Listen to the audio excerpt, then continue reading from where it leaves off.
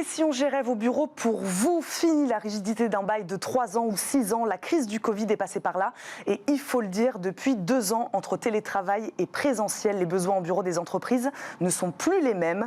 Elles veulent de la flexibilité et s'adapter plus facilement à ces nouveaux modes de travail. Common Work propose aux organisations des solutions clés en main en fonction notamment du nombre de postes. On reçoit aujourd'hui la fondatrice et CEO de Common Work, Manon Hébert. Bonjour. Bonjour. Bienvenue sur le plateau de Smart Job, Manon Hébert, merci beaucoup d'être avec nous. Je le disais, la crise sanitaire a déclenché une mutation massive de l'immobilier de bureau, des salariés en télétravail, donc des bureaux vides et des charges parfois inutiles à absorber donc pour les entreprises. Quelles sont aujourd'hui, dites-nous, leurs attentes en termes d'espace de travail ? Alors, grande question, parce que les attentes sont nombreuses. Effectivement, le Covid a complètement accéléré en fait, la transformation qui était déjà en train de s'opérer sur le marché du bureau. Globalement, Common Work, c'est une entreprise qui a 4 ans.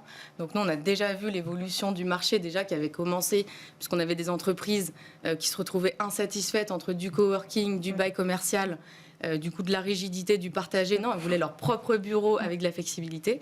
Donc on avait déjà ressenti une grosse tension sur le marché, sur des bureaux indépendants dans lesquels on voulait faire venir travailler les collaborateurs dans un ADN d'entreprise. Et là, depuis le Covid, en fait, tout ça, ça s'est accéléré. On voit des nouveaux adeptes, en fait, au flex office, à ces bureaux opérés, puisque depuis le Covid, finalement, on a des... Avant, c'était beaucoup les startups en fait, qui venaient chez nous parce que boîte en forte croissance. Aujourd'hui, c'est tout type d'entreprise depuis le Covid qui a pris conscience qu'on avait besoin de flexibilité et qu'en fait, ça existait, ce type de solution.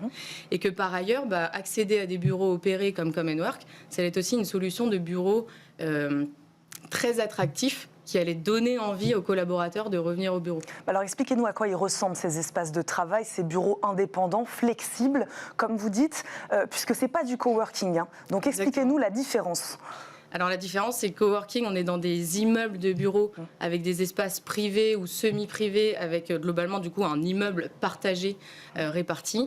Chez Common Work, on est vraiment sur des plateaux de bureaux indépendants. Donc en termes de contrat, ça va être la même chose qu'en coworking. On va retrouver le contrat de prestation de service, donc qui est flexible et sur des durées quand même de moyenne durée. On est plutôt sur du 12 mois, on est sur des boîtes qui veulent quand même s'inscrire dans des bureaux qui sont chez eux, donc on ne parle pas du tout de solutions temporaires à la journée, on parle de bureaux sur 12 mois. Et à quoi ça ressemble ? En fait, on a des plateaux de bureaux pour les plus petits de 100 mètres carrés, pour les plus grands de 2000 mètres carrés, dans lesquels qui vont être complètement aménagés, avec des espaces de travail, des salles de réunion, des très grands espaces de vie. Et en fait, ça va ressembler à des bureaux aménagés, équipés, dans le centre de Paris, très bien desservis, et dans lesquels, en fait, on va apporter du service à domicile. Donc, on n'a pas l'hôtesse en bas, on a vraiment des expérience managers qui viennent apporter du service dans les bureaux des entreprises, qui sont à l'image des entreprises, où elles peuvent vraiment développer leur marque employeur. Quel type d'équipement vous proposez, puisque vous dites équipé, quelle offre de service vous proposez ? Alors, il y a toute une gamme de services en fait, qui est inclus dans le contrat de base, puisque en fait, le principe, c'est de venir dans des bureaux dans lesquels je peux me connecter au Wi-Fi et travailler. Donc, en fait, de base, on va avoir... Ça, c'est les services essentiels. Exactement, les services basiques. Et donc, là-dessus, il va y avoir Internet, l'infogérance, des équipements Wi-Fi, le fait que les espaces soient déjà aménagés et pensés pour justement être collaboratifs, pour pouvoir faire beaucoup de réunions. Il y a toute une phase en fait, du service qui est fait en amont de l'arrivée des collaborateurs, donc vraiment sur la charte Common Work, le produit Common Work, l'aménagement. Et après, tous les services qu'on va pouvoir apporter, ça va être vraiment pour accompagner les boîtes, d'en faire vivre les locaux, accompagner en fait les rituels de cohésion des boîtes. Donc là, ça va être des petits déjeuners, ça va être l'organisation d'afterwork, ça va être aussi pour le bien-être des collaborateurs, des entreprises qui vont nous demander de mettre en place de la végétalisation. Et pour le coup, après, ça va être complètement à la carte.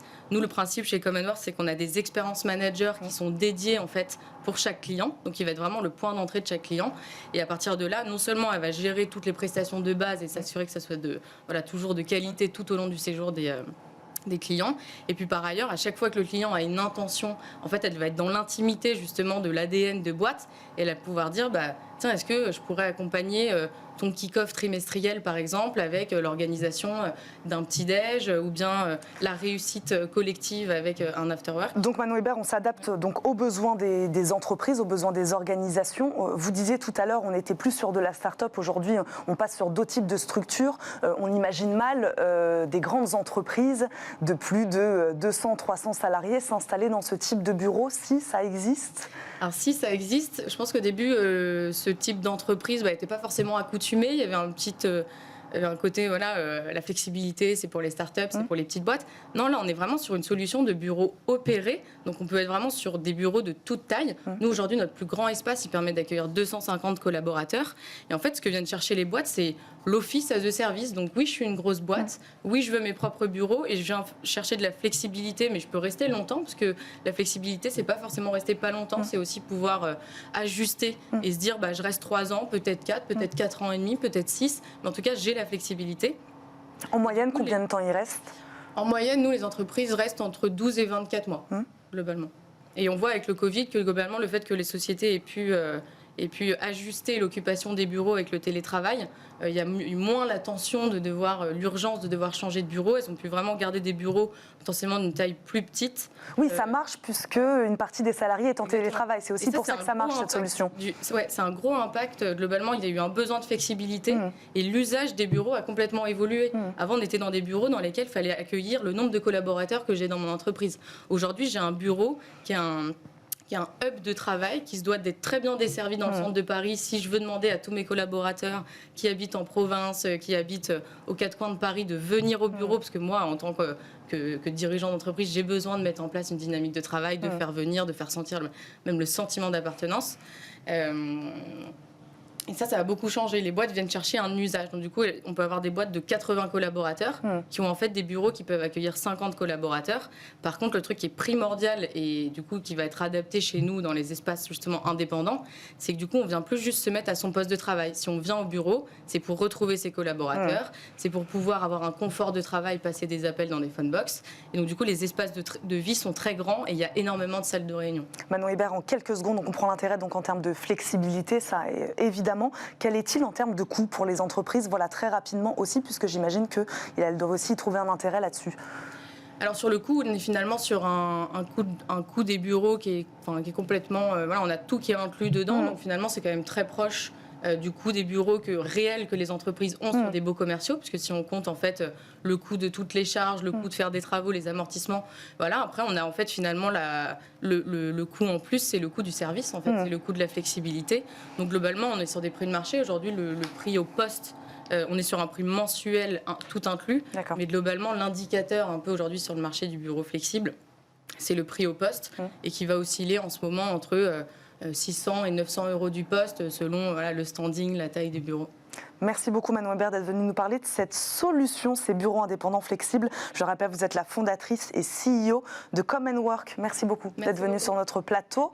Tout de suite, le rendez-vous juridique de Smart Job.